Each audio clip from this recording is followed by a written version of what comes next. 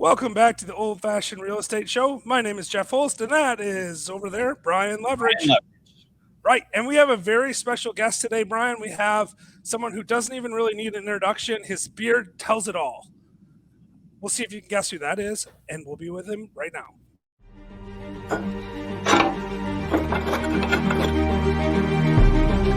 Welcome to the Old Fashioned Real Estate Show, where hosts Brian Leverage and Jeffrey Holst pour our old fashioned real estate advice.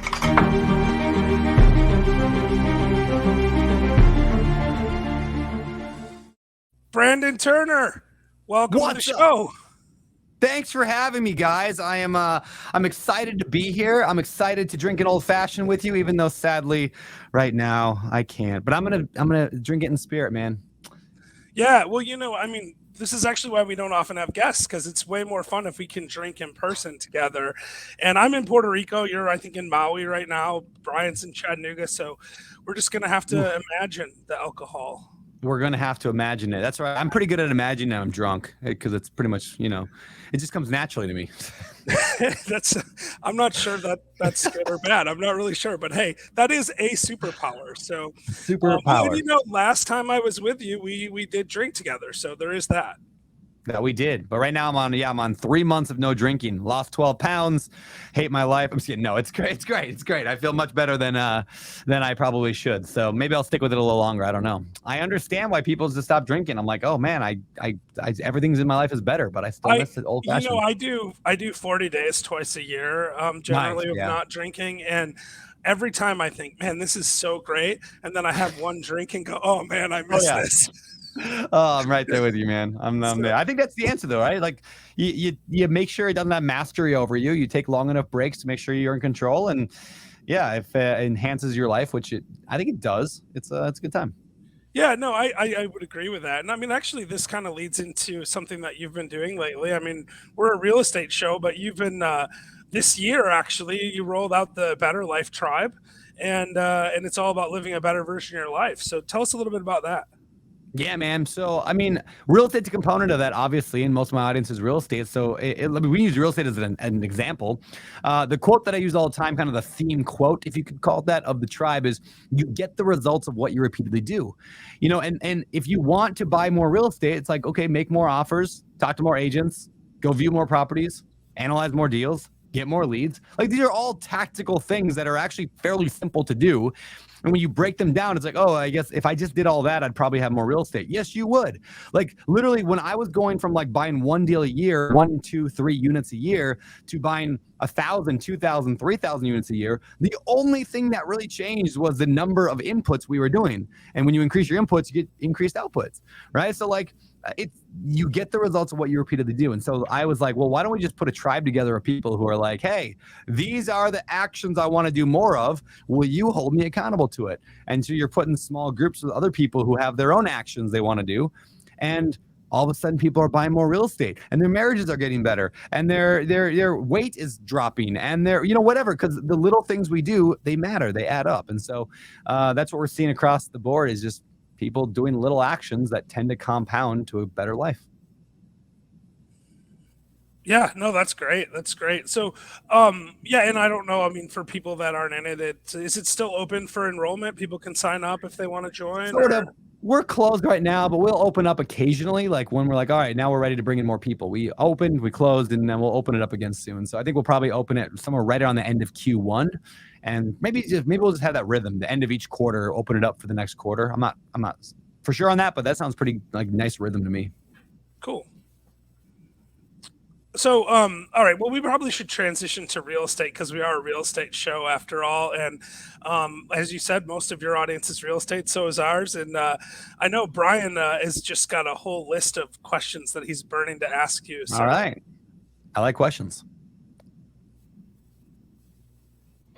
So could you talk a little bit about, you obviously everybody knows you from Bigger Pockets and hosting that podcast for years and years, but can you talk about your transition into Open Door Capital? Sure, man.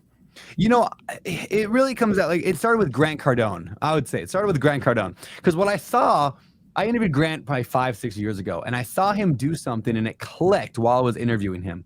And what I saw was he was using internet fame to raise capital to buy real estate with leverage, which is like leverage squared, right? So like he wasn't even using, he was using his internet, he was using his skill set, which is being able to get traffic, people, eyeballs, using that to raise money from people, because with traffic, you can raise capital, which then you can go and buy real estate, not just buy a little real estate, but buy a lot of real estate. And then he gets a big chunk of that. And I was like, oh, I should do that. So that's kind of partially where it started.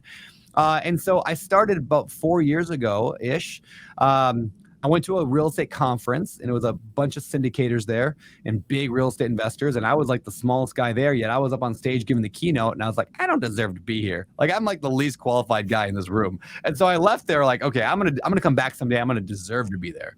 And so I went and I was like, well, I'm gonna build a big real estate empire, just like Grant. So it started with Grant. It led to that, and I decided I'm gonna get into mobile home parks.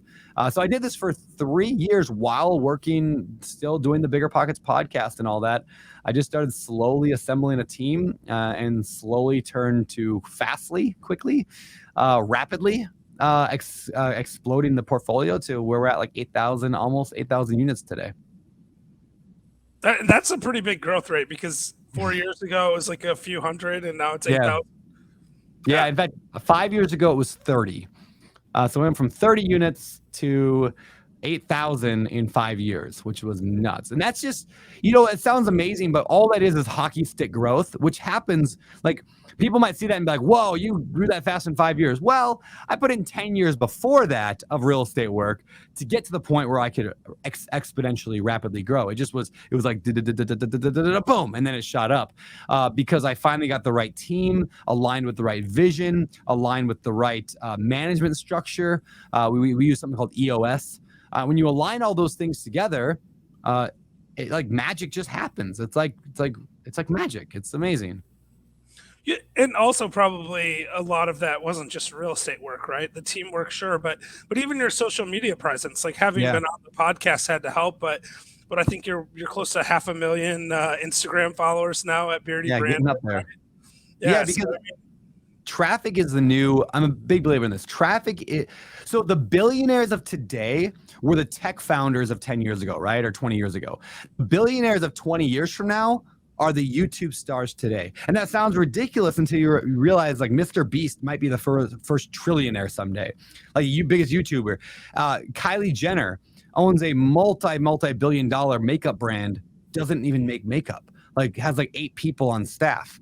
It's these people, Matthew McConaughey, The Rock, like they all like have traffic, and then their businesses just explode.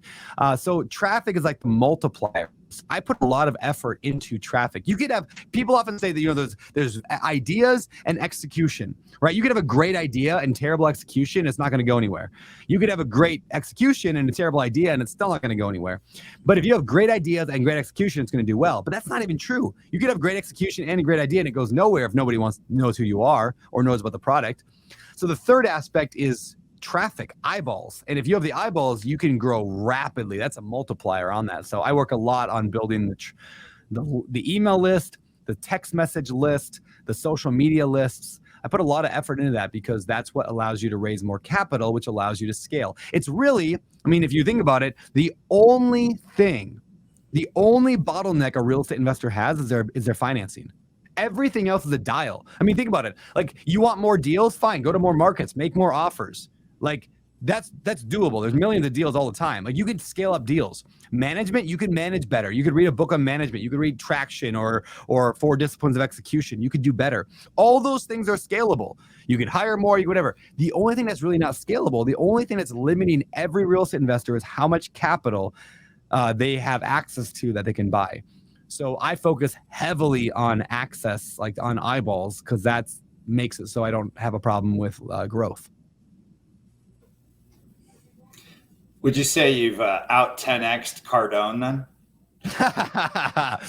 No, Cardone's like, man, that guy, he continues to blow up, man. That guy, he's a force unto himself right there. He's got a machine, but he's just doing it so well. There's things that I don't agree with Cardone on, obviously, but like, he continues to just get eyeballs on him. And, it's okay to look at somebody and say, I don't agree with everything they do or say, but I'm still going to take what they are doing that's good, and I'm going to apply it to my life. So yeah, Cardone is he's awesome. And of course, we're happy to have Grant on. So since we know he's a big fan of the show and he's watching right now, Yeah. if you want to come on, Grant, you feel free to show up. But I will say this, like I don't like you, Brandon. I don't agree with everything he says, but his content is captivating, right? Mhm. Like I've listened to some of his audiobooks where I listen to him straight through. I can't even stop. I'm like, I go for a walk and I listen to the whole audiobook, which is I think really good for my health too. So I have to thank him for that when he comes There on. you go. Yeah, he knows how to So- not be boring. Yeah, well, and that's really the trick, right? Like, if you want people to pay attention to what you're doing, you just got to be interesting. Yes. And I think the way you do that is you just be as authentically yourself as possible, and that is something that Grant Cardone does. Actually, when you interviewed him on Bigger Pockets the first time, he said something that fascinated me. He said that if he could get half of America to hate him, he could get elected president. And I was like, that's so true. And then I'm listening to that in 2016, you know, Uh-huh. I'm like, wow, half of America hates Trump, half of America hates Hillary. I have no idea which one's going to win.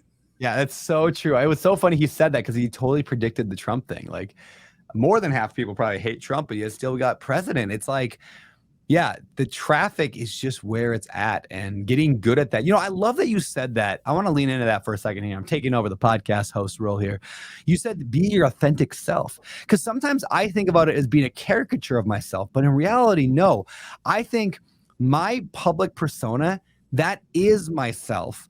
But when I'm in society, in general conversation with people, I have this veil over me of like, am I being too loud? Am I being rude? Am I talking too much? Am I doing that? You know, like we limit ourselves around other people. But I think my authentic self is probably that like excited about real estate and passionate about the world. Like most kids, when you're born, you're excited and passionate and running around and you're running upstairs. You never walk upstairs, you run, right? That gets beat out of us as adults because of conditioning. But yeah, authentic self is like, this is who we really are meant to be. And I think it is a much more excited, passionate version of this self that we often interact with each other with. Yeah, you know, and there is some wisdom there too, right? Because I think sometimes people, with the people that are really good on social, the people that are really interesting, like movie stars, whatever, they're just out there. They're putting themselves out there completely, and they're not filtering themselves. They're acting more like children, right? Like I was thinking the other day, like I can't remember the last time I got into a pillow fight with someone, right? But like I think if I got into a pillow fight, I'd have a lot of fun. Like we should have a pillow fight when you come out to Maui in a little bit. We should have a pillow fight. That'll be great. We'll record the whole thing. Okay. You know what? I'm up for it if we can get at least a couple more people on board. Because I think if it's just you and I in a pillow fight, it's going to be a little too use a weird. phone book in your pillow, though. It makes it so much more entertaining. Yep, that's going to be great. Okay, but if we do the pillow fight, I refuse to let you wear boxer shorts with my picture on them. Man, you're taking out all the fun out of it. Come on. So I have a question for you. Like, if you were starting today, right? Like, you're a new real estate investor today. Would you do something different than what you did, or would you follow kind of the same strategy? You know, I would have probably in today's market. That's a good question. You know, part of me says, okay, I love the way that I came up and I had a lot of challenges and I did a lot of stuff. Fine, it was all good. It got me to where I am. But I could have been. When I started, I did everything myself. I fixed toilets. I screened tenants. When I say myself, my wife and I wish I would have. And today, if I was starting over with that advice, I would learn the skill of hiring other people. And I would have built a system or a machine or a company or an engine, however you want to call it that, before, like, instead of me doing everything myself. And that's scary. It doesn't necessarily cost more money, but it's scary to be able to do that. And there's a fear that comes in of like, I don't want to give away part of my profits to partners and, that kind of stuff. I would have just been like, no, I'm going to build a company. Like, for example, like real estate was like whack-a-mole. You know, that game where little like moles come up and you whack them with the stick. It's a little carnival game, right? Like that's how real estate was for me. It's like, okay, I need a deal. Boom, go whack for the deal. But now I need to go find a tenant. Okay, or I need to rehab it. Go rehab it. Then I go find a tenant. Boom. Meanwhile, no one's finding deals. And no one's doing the rehab because I'm busy with a tenant. Because I'm trying to do everything and I can only do one thing at a time. Instead, I would have been like, okay, how do I build a system around getting deals continually? How do I build a system around managing property or managing rehabs that I don't have to manage? how to build a system around this. And that's what great company leaders, CEOs, visionaries, like the leaders of business, that's how they think. I would have liked to think more of that way. Yeah, see, and that makes sense. And actually, weirdly, I was just talking to one of our mutual friends about this yesterday, and I was saying, the thing I like most about Brandon is he told me the last time I was with him, he just said, "Hey, what I do is just try to get rid of jobs as fast as I can. Like that's what I'm doing all the time. I'm just trying to figure out how to get rid of things that I do because every time I get rid of something." I'm freeing myself up to do something else. And I kind of think of it that way too. Like hiring a property manager was probably the smartest thing I ever did. Once I had a property manager, I suddenly had more time. And I even think when I quit my 9 to 5 job, that gave me an opportunity to produce a lot more wealth because it freed up time for me. And it's kind of the same concept. Like you can work on focusing on the things you're uniquely good at, your own superpower, if you will. And maybe for you, Brandon, your superpower is actually just getting eyeballs on yourself, right? Yeah. But what do you think it is? Is that how you envision your role, or do you have something else that you think you're uniquely good at? Yeah, a good metaphor for this is Dr. Oz. So Dr. Oz, who just ran for Congress or whatever, but he also, was on Oprah. He had a TV show. He had 2 magazines out. He was doing speaking gigs every week. At the height of his career, when he was doing all this stuff, Dr. Oz was still doing 300 open heart surgeries a year. And the question then begs the question, how the hell did he do that? How could he do 300 open heart surgeries? It's because Dr. Oz was not driving the ambulance. He was not meeting with the patient in the lobby. He was not walking them up to their room. He wasn't putting the anesthesia in them. He wasn't knocking them out. He wasn't cutting them open. He wasn't clamping their veins. He wasn't doing any of that. Dr. Oz walked in the room, did one cut that he was expertly prepared to do. He'd gone to school for it. He'd done thousands of them. He did that one cut. He walks out of the room. Somebody else closes him up, sews him up, sends him home. Right. So the question becomes what is your Dr. Oz cut? And that's kind of what you're getting at. What is my Dr. Oz cut? And for me, my Dr. Oz cut is doing exactly what I'm doing right now, making content. Now, there's other things that I'm good at. I'm good at marketing. I'm good at writing. I love writing. And that's kind of a Dr. Oz cut for me too, is I've not found a writer yet in my life that can outwrite me. And so I'm sure they exist. They definitely exist, but I've not found them. And so right now I write, I produce content in general. And when other people can do everything else, literally my team will be like, hey, we need you to record a video for this. I'm like, okay, great. I can do it. Give me a script. Or do I have to write the script? Fine, I'll write the script. What am I writing about? And then I'll make the video. Somebody else edits it. Somebody else publishes it. Somebody else monitors the comments on it. And I just get it done. And because of that, here's a couple of reasons why this is so powerful. One, I'm able to be happier because I'm doing the things that I'm good at. We're generally happy doing things we're good at, right? It's miserable playing golf for me because I'm terrible at playing golf. But if I was good at playing golf, I'd have a lot of fun. So because I'm good at my Dr. Oz cut, I have fun and I get into the zone and I feel in flow when I'm doing my things. So one, it makes me happier at work. Two, I can't be world-class at everything. So when all of a sudden you start quitting your jobs and getting other people to do things, they're world-class at that thing. So Mike Williams, my investor relations guy, he's world-class on the phone with an investor. So not only am I not having to do the thing I hate doing, which is being on the phone, I now have somebody who's 100 times better than me at that task on the phone with people. And he's having the greatest day. He's in flow. He's having a fun time because he loves that. So now everybody has a good time at work because everyone's doing the thing that they're good at. And when everyone does the thing that they're world-class on, you have a world-class company. And that's just how I view just growth of a business in general. How do you determine what people to put in what roles then in that situation? Yeah, part of it is we view team members or employees in the same way that we view real estate deals. It's a gigantic sales funnel, right? So you might have 10,000 people get a direct mail letter, but out of them, only 100 are going to actually call you, and out of them, only 10 are going to have a showing at your house, let you come over to look at their house, and then you're going to make those offers, and only one's going to actually sell you their house. 10,000 to 1. That's how I look at team members. It's 10,000 to 1. So we have a very clear picture of what that role is. This is literally before I started Open Door Capital, I defined the first 7 roles clearly. I have an investor relations person. This is what they do. I have a deal finder. This is what they do. I have an executive assistant. This is what they do. Now I've got a clear job description. I go out there and I blast it everywhere. My audience, I tell my family and friends, I put it on my Facebook, I put it on Indeed, everything. We get hundreds of applicants, maybe even 1,000+ applicants. We then run them through a series of tests that are designed to showcase if they're really actually good at that thing. Do they have attention to detail? Can they sift through large pieces of information? Whatever the role is, we design tests for them, like 3, 4, 5, 6 tests. You know what's shocking, guys? Like when people, like our first test is typically send us a video answering this question of some kind. We'll give them a question. 70% of people won't even send the video. Like that's how like crazy it is. They took time to apply, but as soon as you give them one hurdle, we lose 70%. Then the next hurdle, we lose another half. The next hurdle, we lose another half. And at the time we're done, like, I mean, like we do look at them, but we wouldn't even have to look at the tests, right? Like give them 5 tests, there's 3 guys left standing. And then we can just interview those 3 guys and one of them is going to be pretty good. So that's how we find people. And then we like to do trial bases because you never actually know how someone's going to be until you work with them. And if they're not right, we remove them and put in somebody else. That's very rare, but it's how we find good people.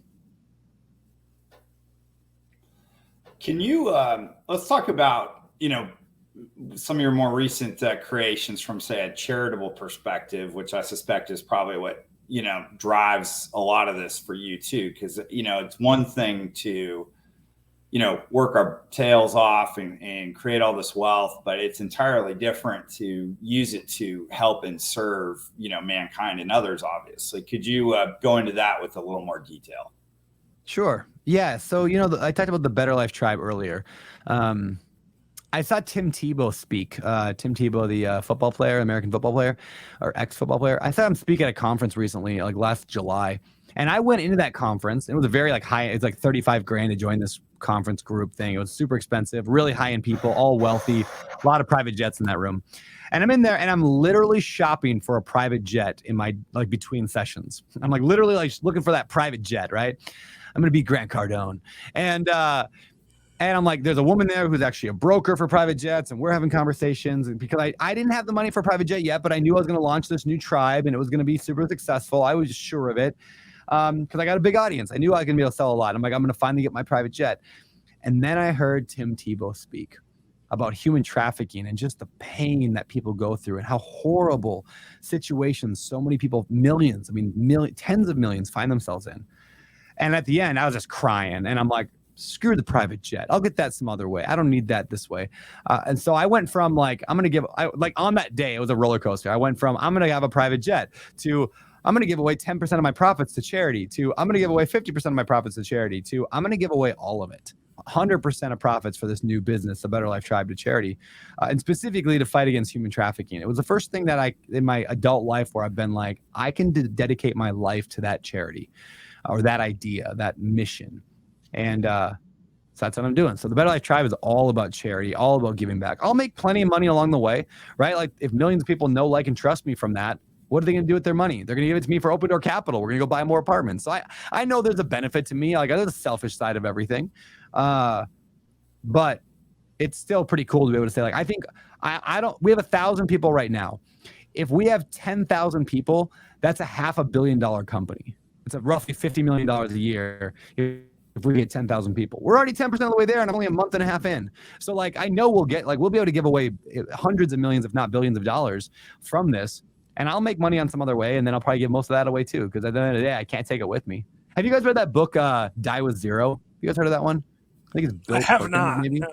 Yeah, it's a good one. It's making its way around right now. A lot of like high end, like groups like GoBundance I'm a part of. A lot of those guys are reading it. And it's just this idea that most people, almost all of them, die with way too much money. And so like they scrimp and save, and they don't either give away or they don't spend all the money they have. And so like their wealth just grows, and then they die at the end of their life. And so the whole point of this book is like, you can pretty accurately know when you're going to die. Like we can probably get it within 10 years. So like, why not spend more of it? Why not live a better, like have a more fun life, or work less and earn more, or earn less? Or if people are like, well, what about the kids? Why not give away the money to the kids? Sure. Do you know the average age people give, like inherit money is like 50?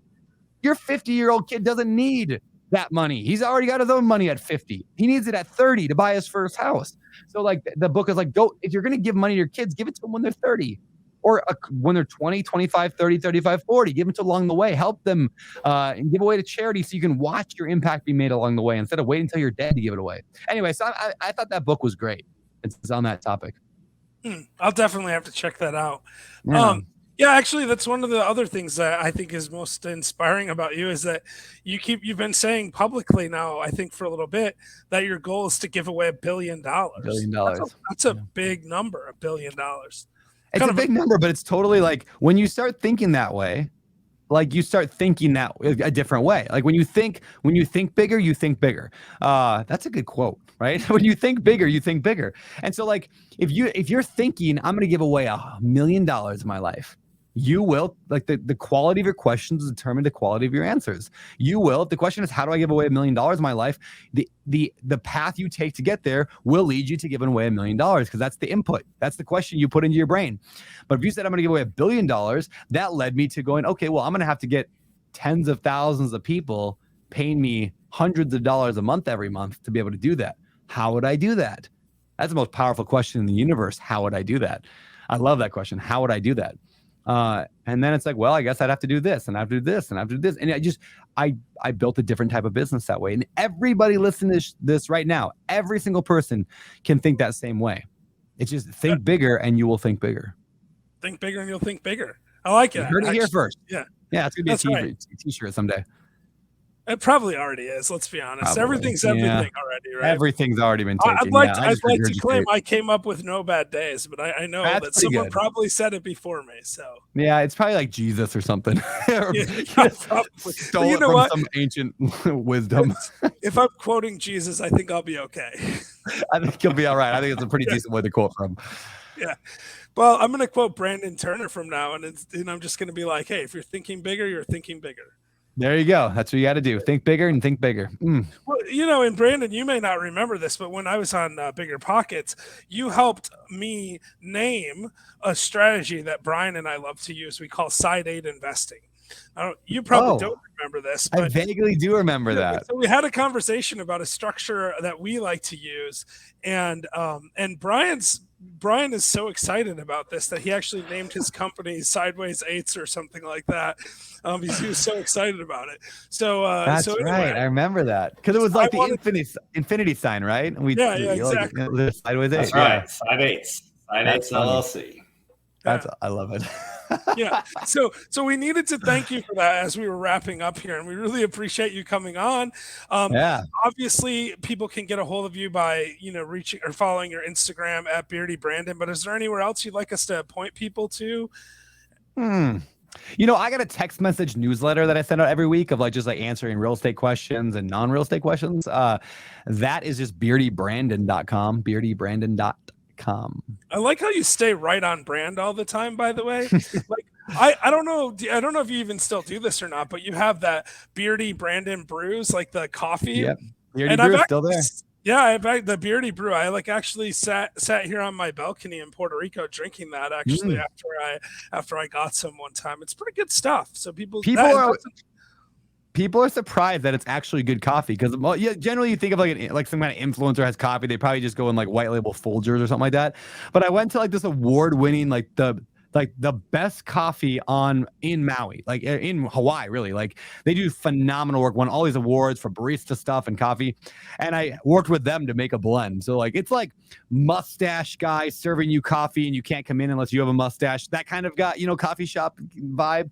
It's like that level coffee, which is pretty fun. So it's good coffee. It's quite good. And I think that's another one where all the profits go to charity, right? So that one goes to a charity here on Maui that supports the foster care kids. So it makes bags for foster care kids. So, when they get taken out of a home of due to abuse or whatever, they get a garbage bag. Do you know that? That's how a foster care system works in America. The foster people that are the people in charge come and bring a big garbage bag, and they have to throw all their stuff, all their teddy bears and their backpack into a garbage bag. And they usually don't have much, and then they leave in a garbage bag.